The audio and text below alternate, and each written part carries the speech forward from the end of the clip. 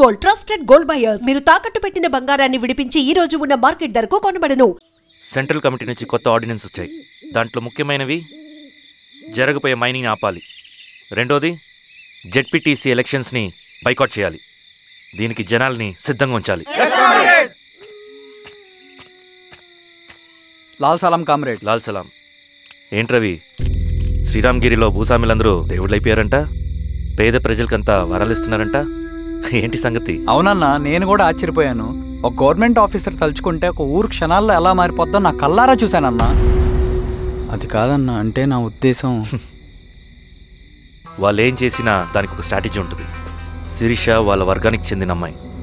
ఆ అమ్మాయికి ఎంత పాపులారిటీ వస్తే వాళ్ళకంత మంచిది. ఎందుకంటే వాళ్ళ అన్నయ్య ఈశ్వర్ రెడ్డి రాబోయే జెడ్పీటీసీ ఎలక్షన్స్లో చైర్మన్గా పోటీ చేయబోతున్నాడు. ఈ అభిమానం మొత్తం వాళ్ళు ఓట్ బ్యాంక్గా మార్చుకోపోతున్నారు. అంటే అన్నా, శిరీష అయినా ఎవరైనా ఒకే తాను ముక్కలే. అధికారమే వాళ్ళ అవసరం తీరుస్తుంది. వీళ్ళందరూ అధికారం కోసం ప్రయత్నం చేసేది వాళ్ళ ఉనికిని కాపాడుకోవటం కోసమే. రేపే నామినేషన్ వేస్తున్నారు.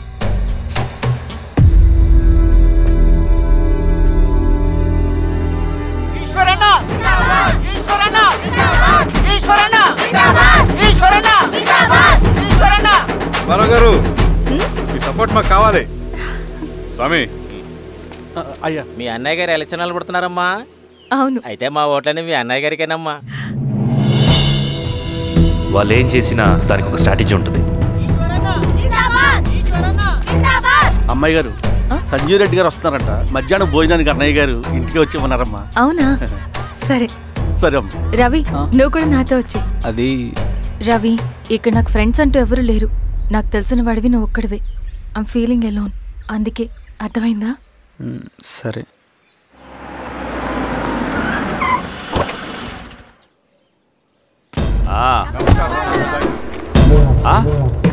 సురా, బాగున్నావా? నమస్తే చెన్నారెడ్డి. నమస్తే. బాగున్నారమ్మా? సుబ్బారెడ్డి, ఊళ్ళో మనోళ్ళంతా బాగున్నారు కదా? ఈశ్వరా, అంతా బాగున్నారు బాబాయ్. సంతోషం. ఈసారి మళ్ళీ మనం ఏకగ్రీవం అవ్వాలి రెడ్డి. మనకు పోటీ లేదు, మనదే విజయం. సంతోషం. కూర్చోండి.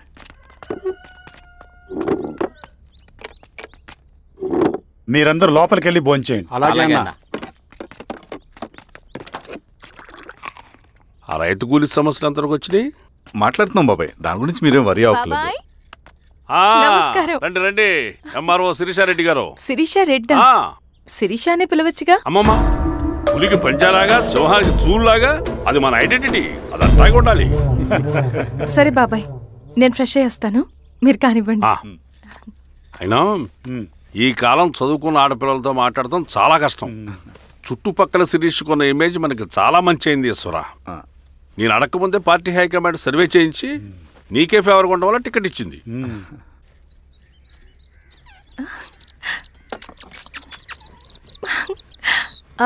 అనేవాళ్ళు ఎక్కడ? బయటికి వెళ్ళారమ్మా. ఓ, బయటికి వెళ్ళారా? రవిని పిలు. అలాగే. మేడం. రవి, రా కూర్చో. పర్లేదు మేడం. మేడం ఏంటి? శిరీషానే పిలవచ్చుగా. అది కాదండి, ఎవరైనా చూస్తే. కూర్చోవయ్యా. ఇది ఆఫీస్ కాదు రవి, మా ఇల్లు. పట్టించు. సరే అమ్మా. రవి, అడవిలో నక్సల్స్ ఎక్కడుంటారో తెలుసా నీకు? ఏంటి శిరీష?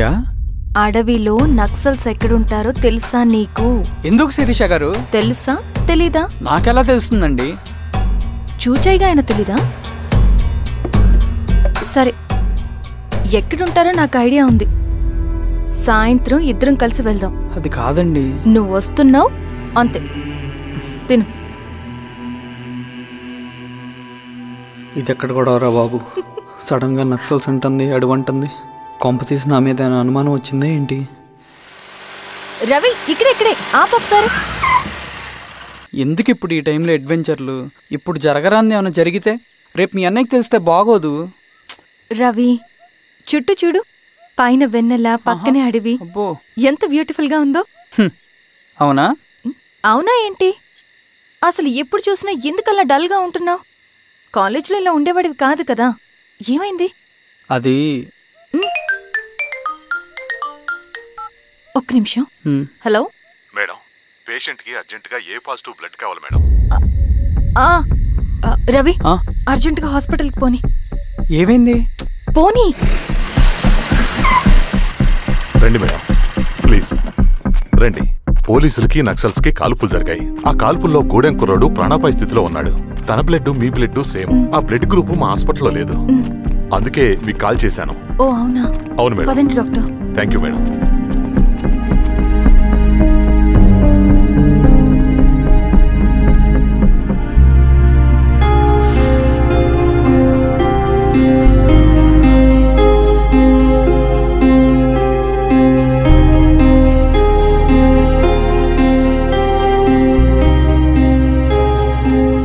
Thank you madam. పర్లేదు డాక్టర్. ఇప్పుడు అతనికి ఎలా ఉంది? తను స్పృహలో లేడు మేడం. రవి, నీ దగ్గర మనీ ఉందా? ఉన్నాయి. ఇవ్వు. ఇది అతనికి అందించండి. జాగ్రత్తగా చూసుకోండి. అలాగే మేడం.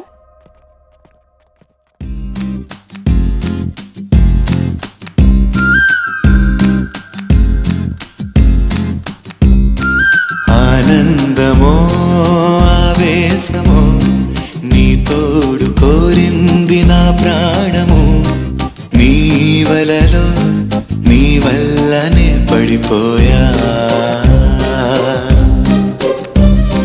నీ కోసమో నా కోసమో నే మారిపోయాను ఆశాంతము. నీ నీడగా మారింది నా సర్వము. ఆనందమో ఆవేశమో నీ తోడు కోరింది నా ప్రాణము. నీ వలలో నీ వల్లనే పడిపోయా. నీ కోసమో నా కోసమో నే మారిపోయాను ఆశాంతము. నీ నీడగా మారింది నా సర్వము.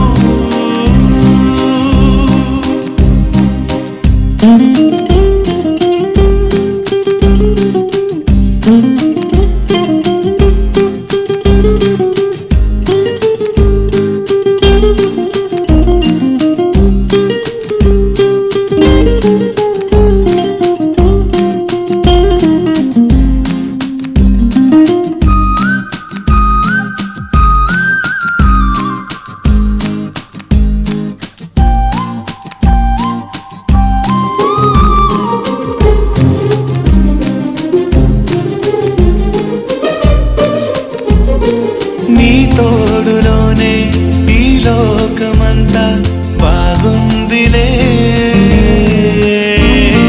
నా కళ్ళలోనే ఆ వెన్నెలంతా చేరిందిలే. నా భావనంతా శృతి వీణలాగా మోగిందిలే.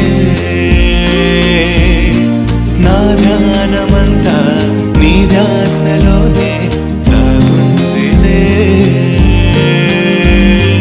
ఆనందమో ఆవేశమో నీ తోడు కోరింది నా ప్రాణము. నీ వలలో నీ వల్లనే పడిపోయా. నీ కోసమో నా కోసమో నే మారిపోయాను ఆశాంతము. నీ నీడగా మారింది నా సర్వము.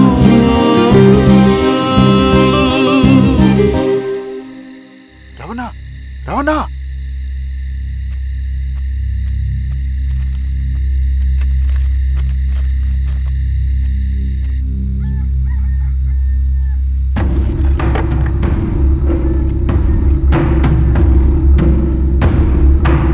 బాబాయ్, బాబాయ్. ఏంట్లో ఈ టైంలో వచ్చావు?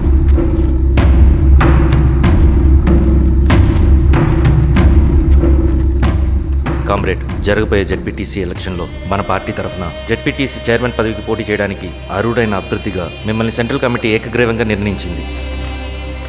ఒక మామూలు రైతు కూలీని నాయకుడిని చేయగలిగిన దళం ఒక్కటే. ప్రాణాలు అడ్డేసైనా సరే అన్న చెప్పింది చేసుకుంటూ పోతా. లాల్ సలాం కామ్రేడ్. లాల్ సలాం. బాబాయ్, మీతో ఉన్న మన కూలీలకు, నీ వెనుకున్న సింగన్నకు ఈ గెలుపు ముఖ్యం. ఈ గెలుపు మన హక్కు కామ్రేడ్. వీళ్ళ మద్దతు మనకే ఉందన్నా. ఇది సరే, ఆ వర్గం వాళ్ళ ఓట్లు కూడా మనకు పడాలి. నమస్తే. నమస్తే అమ్మా.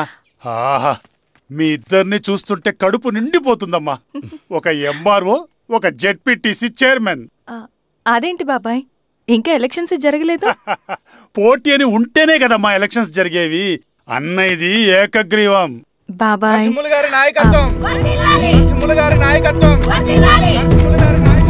ఓ, అయితే పోటీ ఉందన్నమాట.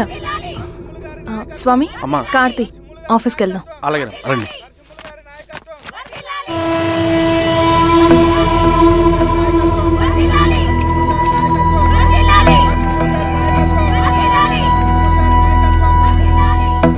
నమస్తే.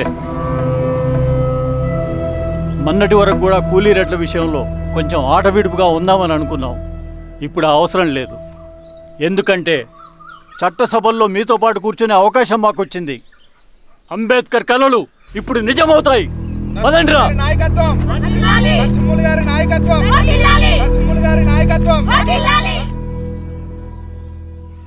ఆ నరసింహ ఎలక్షన్ పోటీ చేయటం ఏంటి? నా కర్మ వీరస్వామి, నా పోస్టింగ్ ఉన్నప్పుడు ఇవన్నీ జరగాల. ప్రచారానికి మారువేషంలో అన్నాలు కూడా వస్తారేమో సార్. రాని ఎవడన్నా వచ్చి విప్లవం ఉద్యమం అని మాట్లాడాడు అనుకో, నా కొడుకున్నప్పుడు గానీ జీవితమే ఒక ఆట, సాహసమే పుబాట, ఎదురే నాకు లేదు నండెవడు ఆపలేడు, ఎదురే నాకు లేదు నండెవడు ఆపలేడు, జీవితమే ఒక ఆట, సాహసమే పుబాట.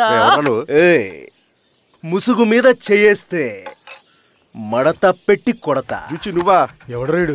ఈ తెల్లని గుర్రం శాంతికి సంకేతం, ఈ నల్లని బట్టలు న్యాయానికి చిహ్నం, ఈ ఎర్రని రంగు విప్లవానికి నాంది, ఈ కొరడ శిక్షా స్మృతికి చిహ్నం.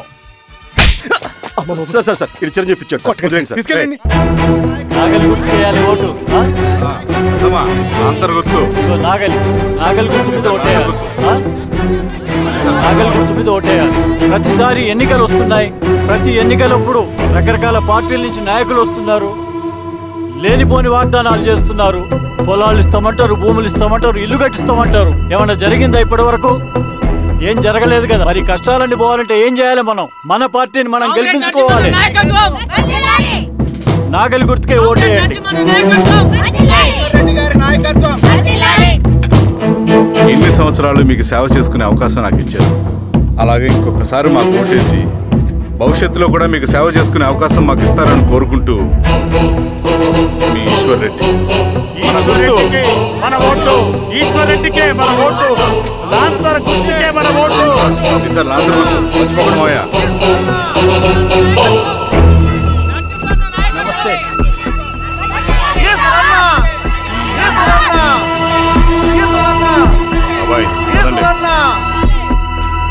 అమ్మా, గుర్తుంది కదా లాంతర్ గుర్తు. అలాగే. కూలీ రేట్లు పెంచమంటే పెంచడం, ఎలక్షన్ లో డబ్బులు మాత్రం మంచుతారు. ఏ మనుషులో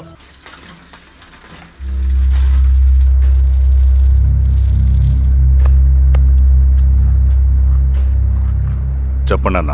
అన్ని సమస్యలు పోలీస్ స్టేషన్ల పరిష్కారం కావు రెడ్డి, కొన్ని మనమే చూసుకోవాలి. పంట ఎదగాలి అంటే పొలంలో నీళ్లు పారించాలని పెద్దోళ్ళు అంటారు. అదే పంట చేతికి రావాలంటే రక్తం పారించాలని అడవిలో వాళ్ళంటే అట్టే. కానీ ఇందులో మన తప్పేం లేదు. అందుకు మనమేం చేయలేం. ఊర్లో అన్నిటికీ పెద్ద అడవి.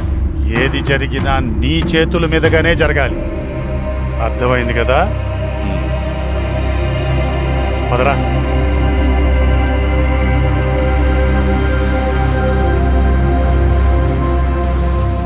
బియ్యంలో రాళ్ళున్నాయి, ఏరేయాలి.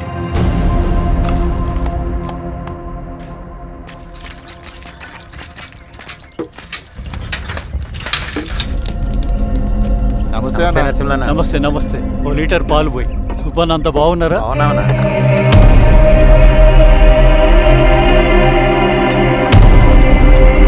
వెళ్ళొస్తా. వస్తా.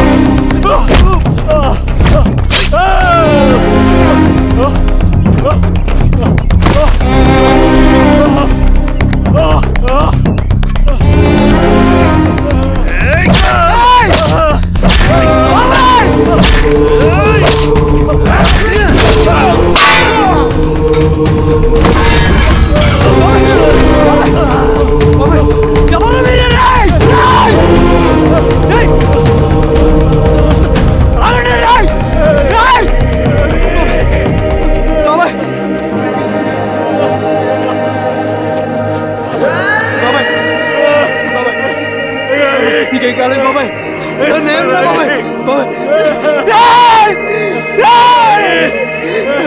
చూడు బాబాయ్, చూడు బాబాయ్. బాబాయ్ బాబాయ్ నీకేం కాదు బాబాయ్. కళ్ళు తెరు బాబాయ్. బాబాయ్ బాబాయ్ బాబాయ్ బాబాయ్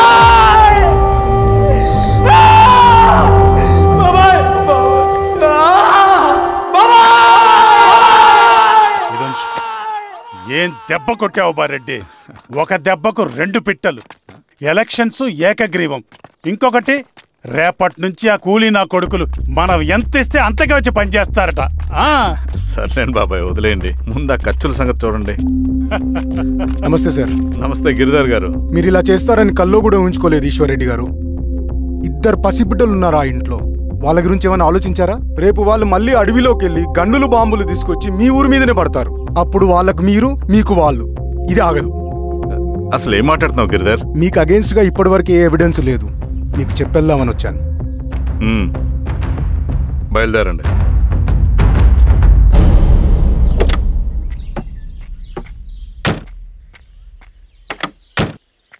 రవి,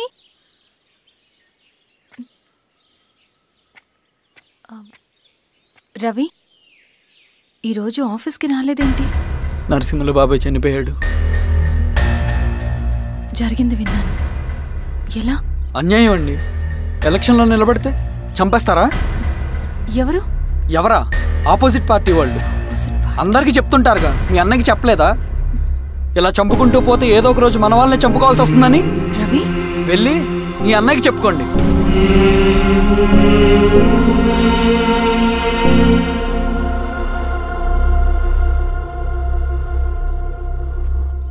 అన్నయ్య,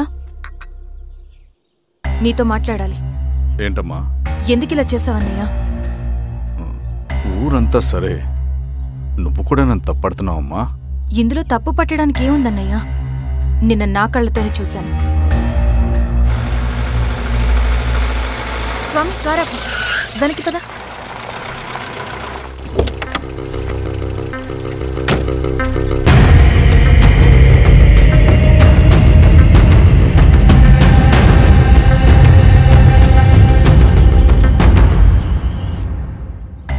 జీవితంలో కొన్ని సందర్భాలుంటాయి, మనం నిజం చెప్పిన అబద్ధం అయిపోయే సందర్భాలు. ఆ వచ్చిన వాళ్ళు ఎవరు ఏంటి అన్నది నీకిప్పుడు చెప్పిన అర్థం కాదు. నిజం నిలకడగా నీకే తెలుస్తుంది. నువ్వే ఇదంతా చేసినట్టు తేలితే మాత్రం నిన్ను జీవితంలో క్షమించలేనన్నయ్య.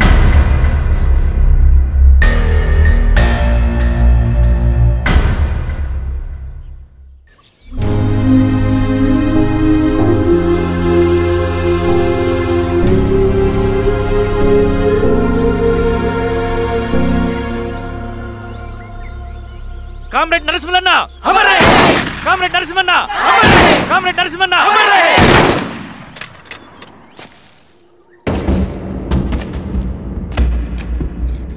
ఇలా జరుగుతుందని ఊహించలేదు. ఇవాళ నుండి వాళ్ళ కుటుంబ బాధ్యతలన్నీ మన విప్లవ సంఘమే చూసుకుంటుంది. రవి అన్నా, ఇది వెళ్ళి వాళ్ళ కుటుంబానికి అందివు. సరే అన్న. ఈ రోజు నుంచి ప్రతి నెల మన తరఫున సహాయం అందుద్దని చెప్పు. నేను చెప్పానని చెప్పు. అన్నా, ఊరంతా భయం గుప్పెట్లో ఉందన్నా. మరి మన నరసింహులన్న ప్రాణత్యాగానికి అర్థమేంటి కామ్రేడ్? భయపడటం వల్ల పనులు జరుగుతాయని వాళ్ళు నమ్మితే వాళ్ళకంటే ఎక్కువ భయపడగలుగుతానని వాడికి తెలియాలి. లాల్ సలాం కామ్రేడ్, లాల్ సలాం కామ్రేడ్, లాల్ సలాం కామ్రేడ్, లాల్ సలాం కామ్రేడ్, లాల్ సలాం కామ్రేడ్, లాల్ సలాం కామ్రేడ్.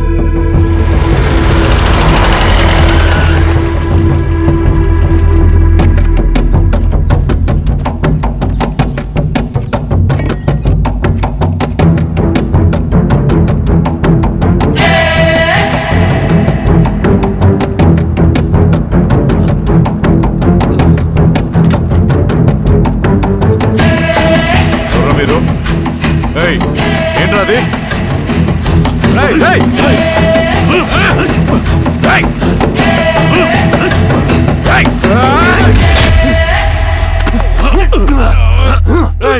ఎవరు మీరు? ఏం కావాలి?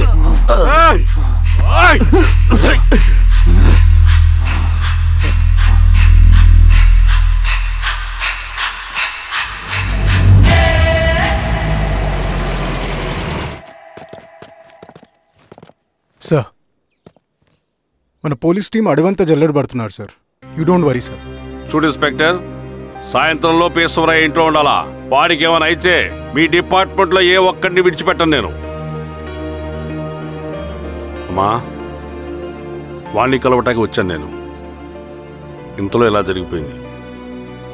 నువ్వు ధైర్యంగా ఉండమ్మా. సార్, ఈ కంప్లైంట్ మేడం సైన్. ఇదిగో, దీని మీద సంతకం పెట్టమ్మా.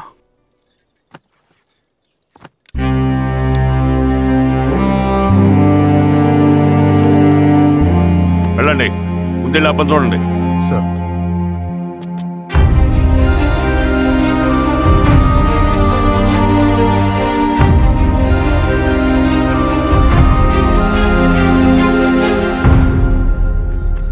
అయ్యా అయ్యా అయ్యా, మన పొలంలో అయ్యా ఏమైందిరా? ఈశ్వర్య శవం శవం శవం. చెన్నారెడ్డి,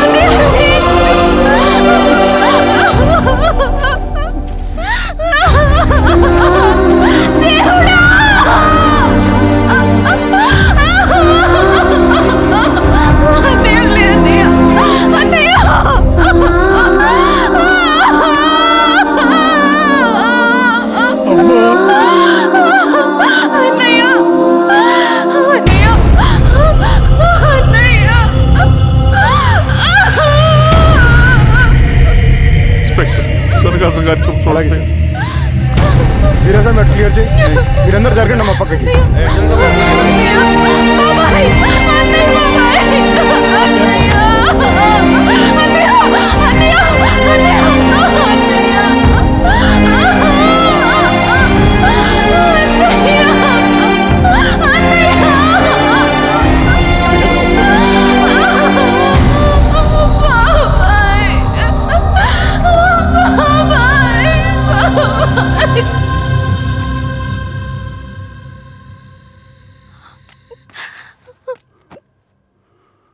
ఊరుకో అమ్మా, ఊరుకో. నలుగురికి మంచి చేయాలన్నది మీ అన్నయ్య కళ. అలాంటి వాడిని పొట్టన పెట్టుకున్నారు. ఆ కళ మధ్యలోనే ఆగిపోకూడదమ్మా. ఇందులో సంతకం పెట్టు. బాబాయ్, మీ అన్నయ్య ఆత్మ శాంతించాలంటే నువ్వు ఈ పని చేయక తప్పదమ్మా. కానీ బాబాయ్, నేను ఈ పరిస్థితుల్లో. అమ్మా, పరిస్థితులు చక్కబడాలంటే మనం పవర్లో ఉండాలి. ఇదిగో, నువ్వు పెట్టిన ఒక్క సంతకం చాలా మంది జీవితాలు మార్చింది. నువ్వు పెట్టబోయే ఈ సంతకం ప్రజాస్వామ్యాన్ని బతికిస్తుంది. పెట్టమ్మా.